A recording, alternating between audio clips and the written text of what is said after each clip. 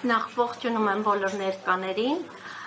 Ռիմա Խաչատրյան, Ռիմա Travel տուրիստական գործակալության հիմնադիր տնօրեն եւ ինչու՞ չէ նաեւ զբոսաշրջության արդեն 28 տարվա փորձագետ, մասնագետ, ոլորտը արկա է բավականաչափ խնդիրներով, գրեթե բոլորս գիտենք, սոցկայքերում տեղադրվում են բավականին մատչելի արժեքներով փաթեթներ, ինչի մասին, որ ես բարձրաձայնում եմ, դա 100% ճշտված ինֆորմացիա է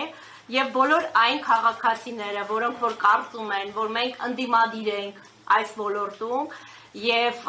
բարձրաձայնում ենք, որպեսզի կարողանանք ձայն հավաքենք, չգիտեմ, այնտեղ խնդիրների մասին ուղղակի որոշ մարդկանց հեղինակազրկենք, այլ չարաչար շփոթում են, որովհետեւ ես ինքս, եթե խոսում եմ որևիցե ոլորտի մասին, ապա դրանք 100% ճշտված ինֆորմացիա է։ Սոցհարթակներում տեղադրվում են բավականին մատչելի, շատ մատչելի փաթեթներ, գրեթե փաթեթների արժեքները իրական արժեքներից դրանք 400,000, 500,000 դրամ մատչելի են լինում։ Եվ վաճառք է իրականացվում, սակայն այսօր ոլորտում հսկողություն չկա։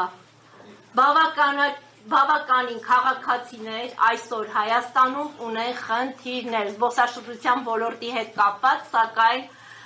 գրեթե ոչ մի կառույցի չեն դիմում, որովհետև գիտեմ, որ իրենց խնդիրներին վերջնական լուծում չի տրվելու։ Ես ուղղակի խնդրում եմ, որ թե էկոնոմիկայի նախարարությունը եւ թե հատուկ կազմակերպությունները, ովքեր որ պետք է վերահսկեն այս դաշտը, որը որ բաց թողի վիճակում է կարելի ասել, անպայման վերահսկեն եւ այն մասնագետները, որոնք որ արդեն ունեն երկար տարիների փորձ այս ոլորտում, զբոսաշրջության ոլորտում, շուկայից դուրս չգան զբոսաշրջության, որովհետև եթե այսպես շարունակվի, բավականին տուրիստական գործակալությունները կփակվեն, որովհետև մրցակցությունը շատ ուժեղ է դարել այսօր Հայաստանի Հանրապետությունում, եթե օրինակ, այսպես ասեմ, Շելվի տուրը, տուրիստական գործակալությունը իրական արժեքից, փաթեթի իրական արժեքից վաճառում է 200-300 $ ավելի մատչելի, ապա Ռիմա Travel տուրիստական գործակալությունը ոնց կարող է վաճառել իրական արժեքով։ Այստեղ վերահսկողություն չկա եւ բոլոր տուրիստական գործակալությունները այսօր կանգնած են խնդրի առջեւ։ Ուղղակի ուզում եմ, որ այս հարցի շուրջ, այստեղ մի խնդիր էլ ունենք վիզաների հետ կապված մուտքի արտոնագրերի օրերի խնդիրները, որը որ Հայաստանի քաղաքացիները արդեն մի քանի տարի է բարձրաձայնում են եւ այդպես էլ այս հարցի լուծումը մենք չստացանք։ Մարդիկ չեն կարողանում մուտքի արտոնագիր ստանալու համար օրեր գրանցել, եթե պետք է հերթագրվեն, ապա պետք է հավելյալ վճարումներ կատարեն, անգամ ես 28 տարվա մասնագետ լինելով եւ ոլորտում լավագույն մասնագետ կարելի ասել հանդես գալով, չեմ կարողանում իմ հաճախորդներին սպասարկեմ, տարիներ շարունակ արդեն մի քանի տարի է, հենց դեսպանատան օրերի հերթագրման հետ կապված։ Սա այն խնդիրն է, որը որ պետք է այդ հարցի վրա մենք ուշադրություն դարձնենք եւ նաեւ ինչու՞ չէ ղեկավարները ուշադրություն դարձնեն եւ ունեմ նաեւ նորից հիմնավորված մի խնդիր 2020 թվականին 20 հոգով զինված մեր բակում դաժանաբար սպանեցին իմ որդուն, իմ զավակին։ Սակայն բոլորդ էլ երևի կհիշեք, հոկտեմբերի 1-ին Արթմեդ բժշկական կենտրոնից փախավ հանցագործը պատուհանից, թե ինչպես է տեղափոխվել Արթմեդ բժշկական կենտրոն այդ հանցագործը, քանի որ ինքը ոչ մի լուրջ առողջական խնդիրներ չուներ, ես ինքս եմ այնտեղ եղել եւ ամեն ինչ լուսաբանել եւ նկարել, սակայն հոկտեմբերի 1-ից հետո մինչև այժմ արդեն 1 տարուց ավել է անցել, հանցագործի մասին մենք չունենք ստույգ տեղեկություն։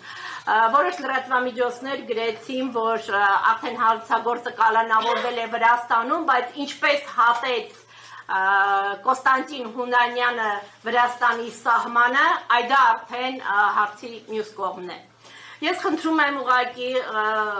մեր ղեկավարությանը, որ ուշադրություն դարձնեն եւ մեզ տան անձամբ ինձ թե պետք տամ պատասխան, թե ինչպես հատեց Կոստանտին Հունանյանը Վրաստանի սահմանը և հասավ Վրաստան։ Եվ ուր է գտնվում այս պահին Կոստանտին Հունանյանը, որտեղ իմ տեղեկություններով մեկ ամիս ու կես առաջ եղել է ձերբակալված, սակայն Հայաստանի անվան տակ, որ տեղափոխում են Հայաստան, Կոստանտին Հունանյանը կորել է։ Եթե կա, չգիտեմ, ստույգ տեղեկություն, ապա խնդրում եմ, թեկուզ լրատվամիջոցներին, սա այն հարցն է, որ պետք է ճշտել, թե որտեղ է գտնվում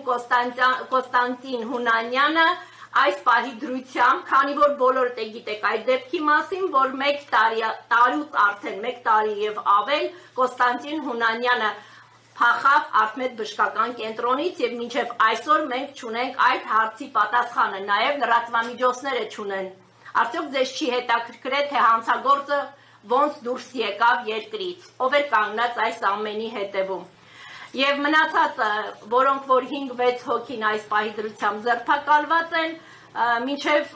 այժմ արդեն 5 տարի անցել դեռ դատապարտված չեն։ Եվ դրանցից մեկը, որ արդեն գտնվում է տնային կալանքում, ոնց կարելի է 8 կրակոց մեկ մարդու վրա, իր երեխաների աչքի առաջ, ընտանիքի աչքի առաջ, առանց որևիցե խնդրի, և այս պահի դրությամբ այդ մարդասպանը հայտնվի տնային կալանքում, տնային պայմաններում, և ասեմ, որ իրեն հենց այդ հանցագործի մաման, ինքը աշխատում է Շնգավիթ բժշկական կենտրոնում, և ով է կանգնած այս ամենի հետևում, ինչ փաստաթղթերի հիմքի վրա է հայտնվել այս պահին տնային կալանքում։ Երևի ըստ երևույթին ճշգրտում, այո, ճշգրտում, մի քիչ լարված եմ ուղղակի, հիշեցի և նարդային, այո։ Իրավական խնդիր, այսինքն հանցագործության անպատժելիության հարցն եք բարձրացնում, որում անձնական ողբերգության օրինակով մեկ, և երկրորդ հարցը բարձրացնում եք զբոսաշրջության ոլորտի հարցը, որ ներողություն, ուղղակի